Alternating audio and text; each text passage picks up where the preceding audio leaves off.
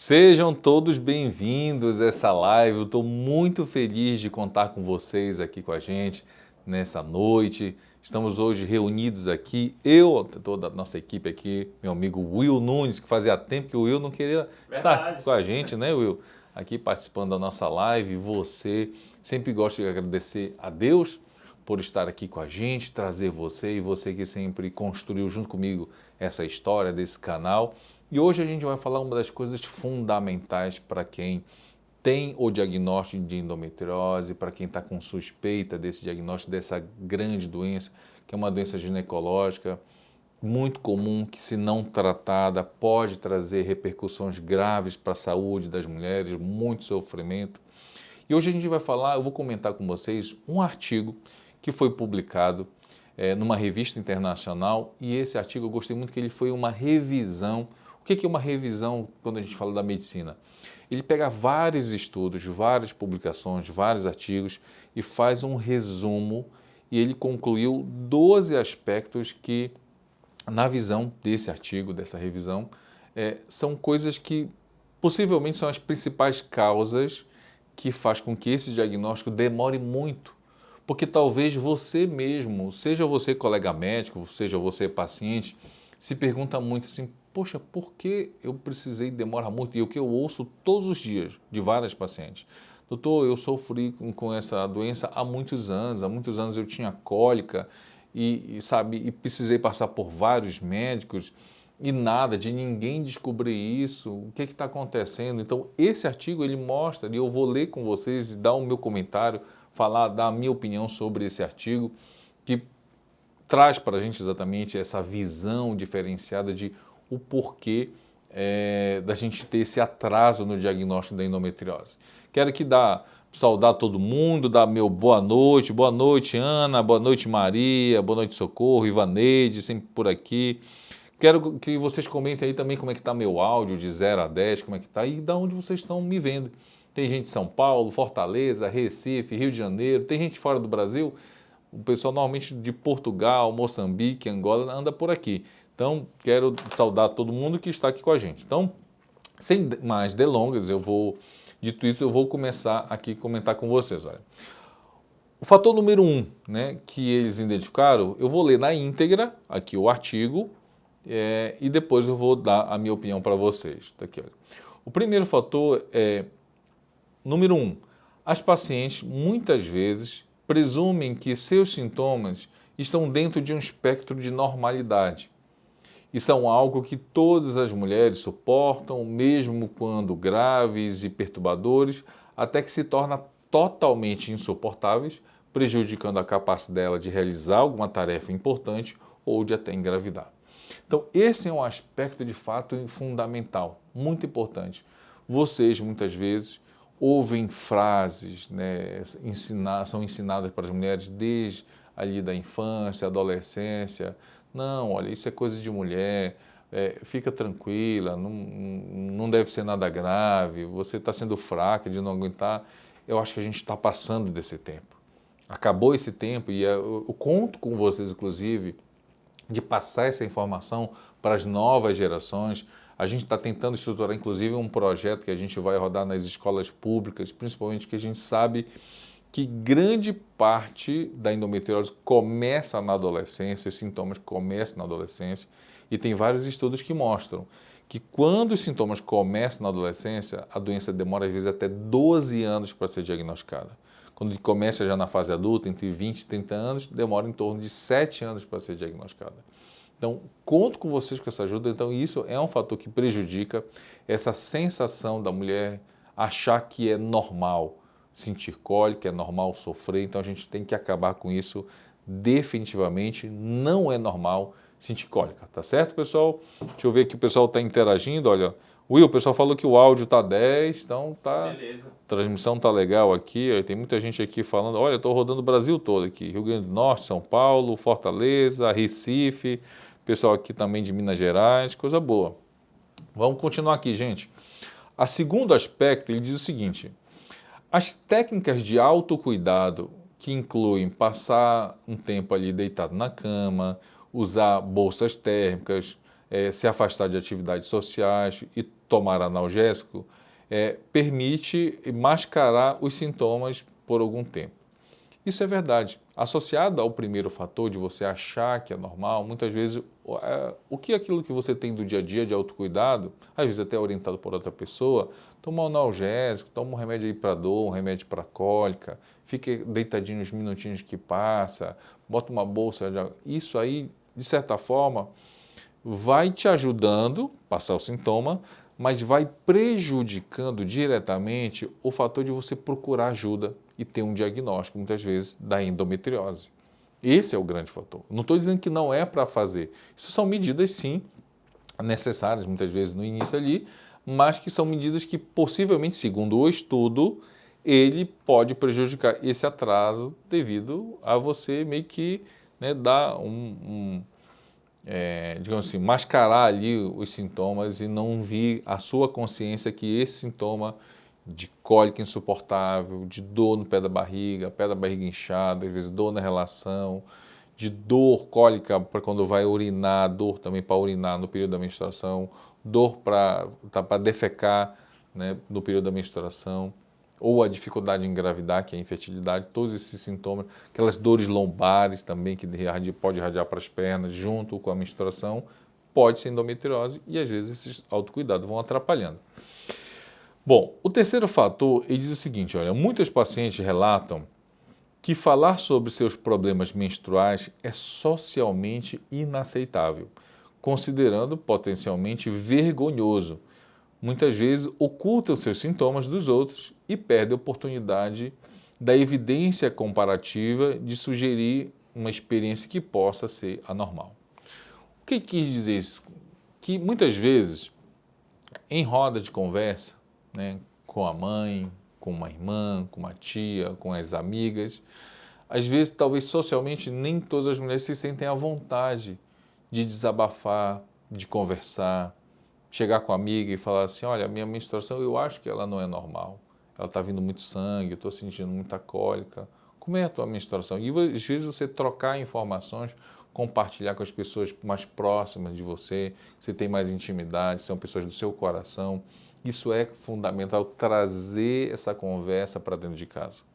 Eu tenho uma filha, por exemplo, que hoje, na data que está sendo essa nossa live aqui, ela tem 6 anos de idade. Eu tenho certeza que quando a Maria Alice começar o seu período menstrual, eu já vou ter essa conversa de perguntar, filha, como é que está sendo a sua menstruação? Então, não só vocês, mas também vocês terem isso com as pessoas, às vezes uma sobrinha, uma filha sua, trazer essa conversa e dizer que menstruar não é algo vergonhoso, é algo de toda mulher, do período que se encontra ela passa pela puberdade que inicia a menstruação até ela terminar um dia a menstruação dela, que é a menopausa, ela pode conviver com isso daí. Então, esse é um assunto importante de vocês trazerem para a mesa de conversa. A Juju, quando começar a menstruar, a Juju tem 4 anos, né? Vai fazer esse mês agora. Vai fazer 4 anos. A Juju é a filha do Will e da Isabel, grandes amigos nossos aqui, meio da Roberta. E a Juju, inclusive, agora está famosa, fazendo vários comerciais, estou vendo aí. Então, a Juju também, quando lá na frente for começar a menstruar, vocês têm que trazer essa conversa para dentro de casa, para entender a saúde, para ela ter uma percepção da saúde dela. Vamos para o quarto fator aqui que o artigo traz como os fatores principais. Vão interagindo, vão deixando suas dúvidas aí. Depois também, quem não está assistindo a live agora nesse momento, não esquece que é muito importante você se inscrever no canal, ativar o sininho, porque toda vez que eu começar lives como essa, o YouTube vai te avisar, assim, olha, começou uma live do Dr. Michel, você tem a oportunidade de interagir, de tirar a sua dúvida. Então você que está chegando agora no vídeo, que está assistindo, não conseguiu assistir ao vivo, deixa a tua dúvida no comentário que eu vou entrar aqui no vídeo, vou tirar a sua dúvida também. Mas é importante também se inscrever e ativar o sininho, porque nas próximas você já vai ter essa oportunidade aí. E depois, no final da live, eu vou tirar algumas dúvidas aqui de vocês. Vamos lá para o número 4. Quando as pacientes procuram ajuda, muitas relatam que são acusadas de exagerar ou imaginar seus sintomas. Que absurdo, né? Isso quem estava falando não sou eu, é o artigo publicado numa revista internacional, tá? Numa revisão sistemática aqui. Mas, por incrível que pareça, isso acontece. Vocês sabem disso, né? Que vocês muitas vezes por um professor na escola, por um chefe no trabalho, por uma amiga, pelo marido, muitas vezes seu companheiro. Fala assim, puxa vida, você todo tempo está reclamando disso, todo tempo sofrendo disso, parece que está, né, tudo exagera, parece que está imaginando sintoma. Então, isso com certeza vai trazendo em vocês memórias negativas que vai meio que frustrando vocês também, né? Então, isso é uma coisa importante, vocês tirarem isso, não é exagero, tá? A dor, qualquer dor não é normal e uma dor excessiva, menos ainda. Então, é importante trazer essa conversa para dentro de casa e você procurar ajuda o quanto antes. Vamos com o quinto fator. Pacientes relatam frustração porque seus médicos pareciam não ter o conhecimento da condição. Muitos médicos também afirmam ter conhecimento limitado sobre endometriose, admitindo achar difícil diferenciar a diferenciação entre menstruação normal e uma condição de doença, que a gente chama de uma condição de patológica como a endometriose. Então, isso é um relato muito do dia a dia, está associado a essa demora do diagnóstico, as pacientes chegarem numa emergência, numa UPA, num consultório, e o médico não pensar nesse diagnóstico de endometriose. Às vezes eu vejo muito no meu dia a dia, o médico pensa que pode ser apendicite, ele pensa que pode ser uma pedra no rim, ele pensa em uma infecção urinária, ele pensa em vários diagnósticos, menos na endometriose. Quando você chega lá na emergência, numa UPA, por exemplo, por atendimento por uma dor insuportável, por uma cólica muito forte, por estar menstruando muito. Então, isso é uma coisa, às vezes o médico pensa até em abortamento, os pacientes falam, mas eles não pensam em endometriose. Então, cada vez mais é importante, nosso papel também, eu sou médico que estou ali também, atuo nessa linha acadêmica, né, dou palestras em congressos nacionais, internacionais, publiquei até um livro. Cadê meu livro? Caiu meu livro, Will? Ah, está aqui, ó. Publiquei um livro ensinando médicos a fazer o exame para pesquisa de endometriose. Esse livro é um livro exclusivo para médicos. Então, de fato, é um fator que a gente sabe que cada vez mais a gente tem que falar sobre o assunto. Eu tenho um curso também online, né, que eu ensino os médicos que fazem ultrassom para dar esse diagnóstico. Acho que não vai cair aqui não, né, Will? Não.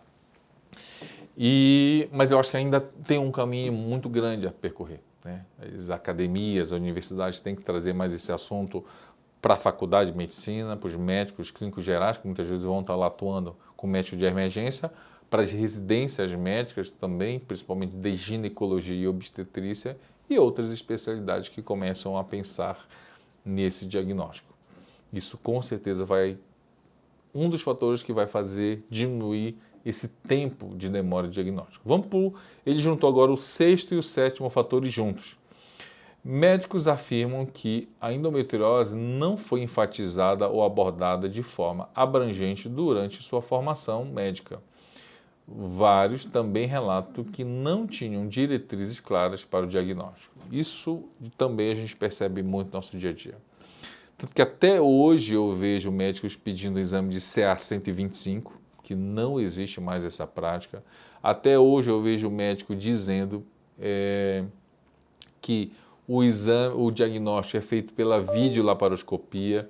Então, isso é uma coisa que realmente não existe mais na medicina. E eu vejo médico, e pior, eu já vi isso num curso preparatório para a medicina.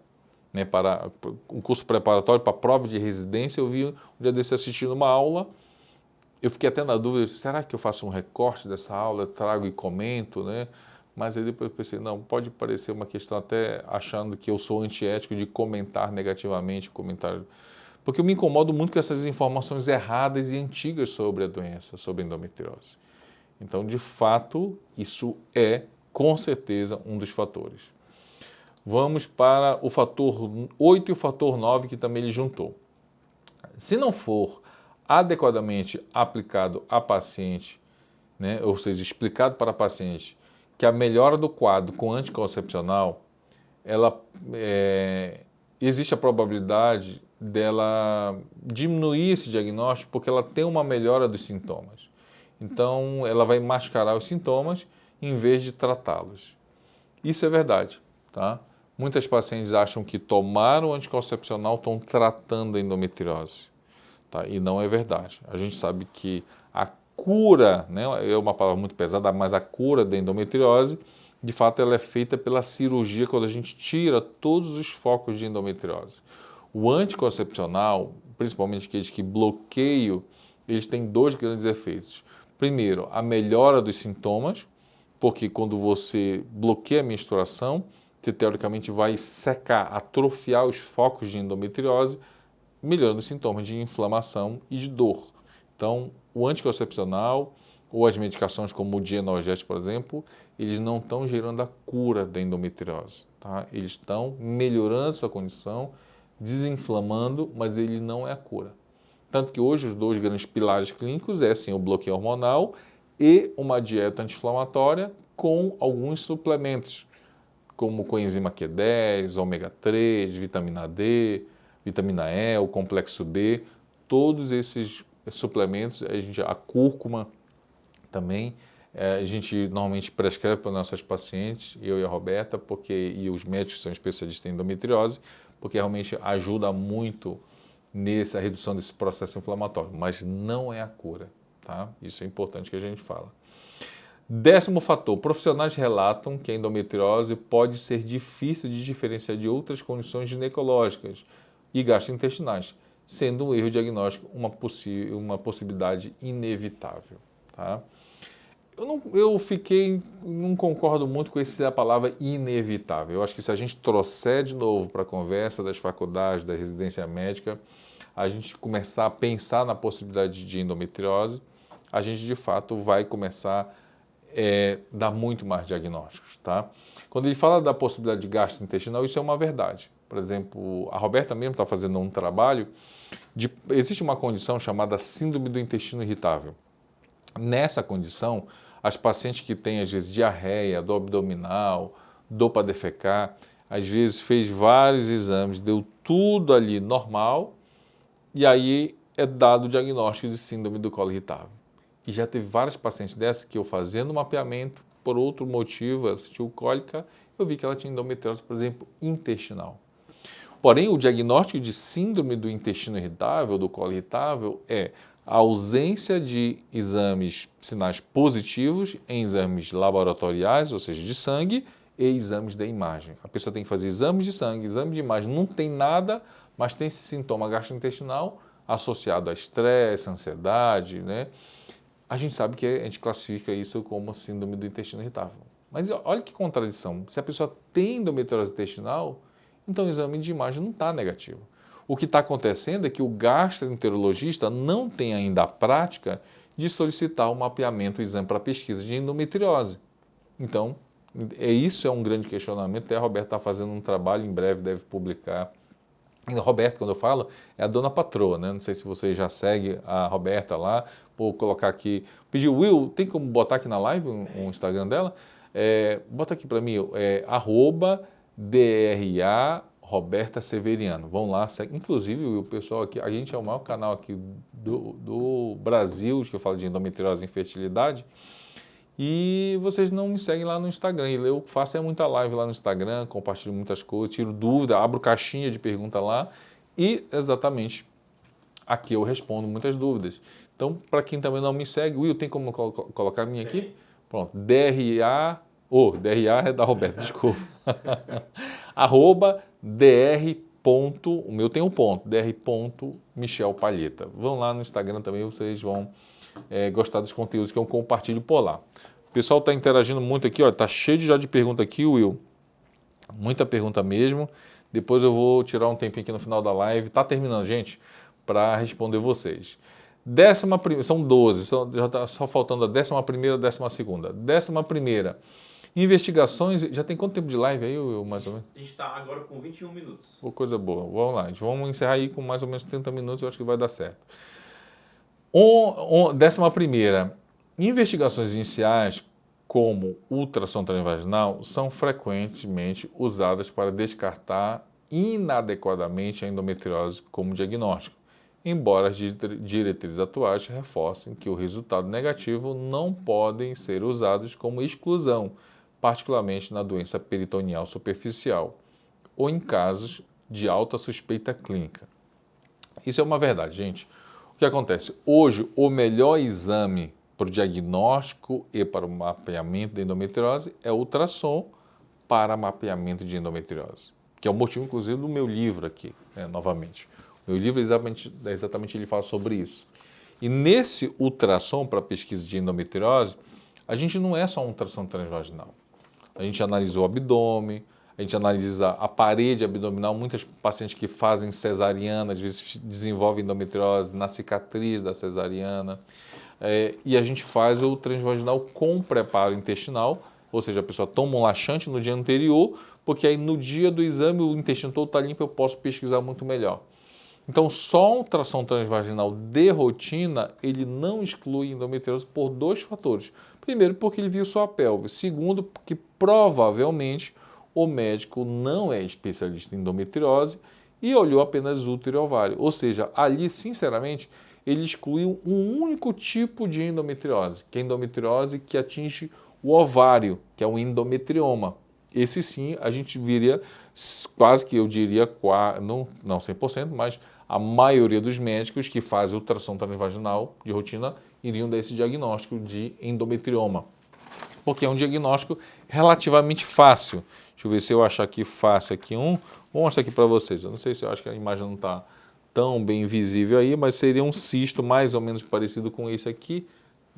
Não sei se está dando para focar aí, vou baixar aqui um pouquinho.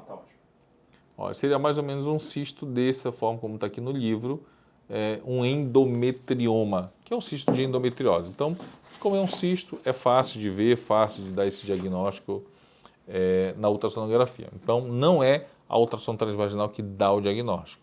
É um exame específico que a gente chama hoje ou de ultrassom para a pesquisa de endometriose ou ultrassom para mapeamento de endometriose. São os dois exames. Nas pacientes que são virgens, que não tiveram relação, evidentemente a gente pede a ressonância magnética para a pesquisa de endometriose, que também tem um protocolo específico com preparo intestinal, vai ser laudada por um médico radiologista especialista em endometriose. Então, isso aí é um fator. E vamos ao último fator.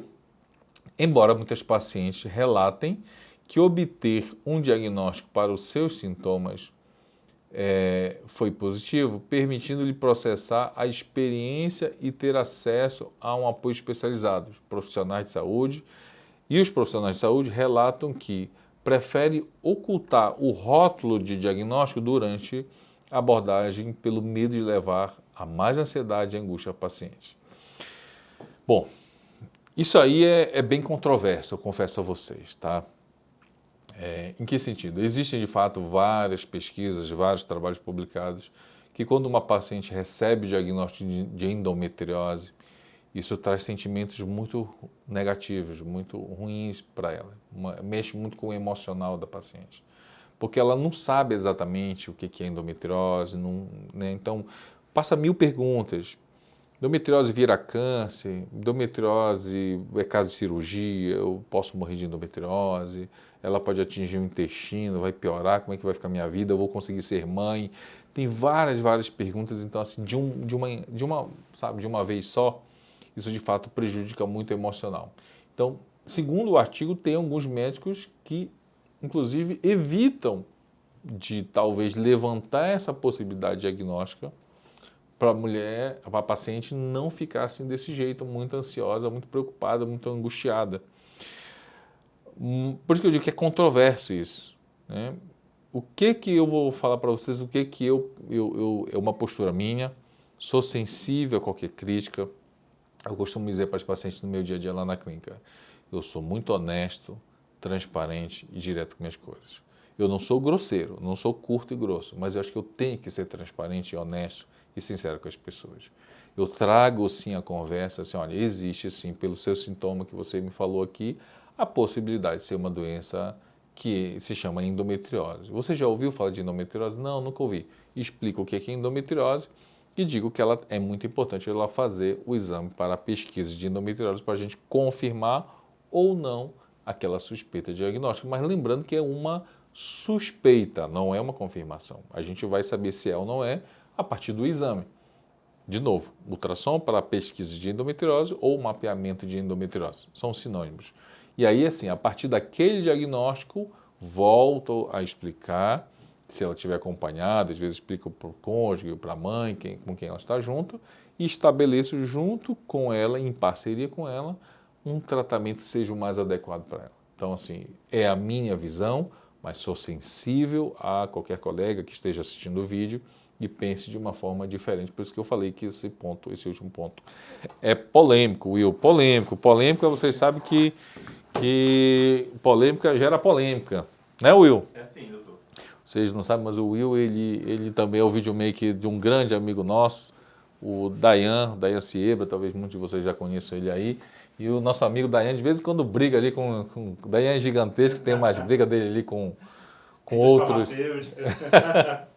E aí ele é bem corajoso, Dayan. Eu admiro ele demais por causa dessa coragem dele, eu sou meio medroso com essas brigas. Deixa eu ver aqui.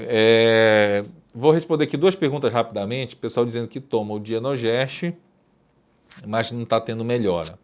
Olha, o Dienogest, de fato, eu falei mais cedo, é um bloqueio, é uma das medicações que a gente passa, mas não é só isso o tratamento.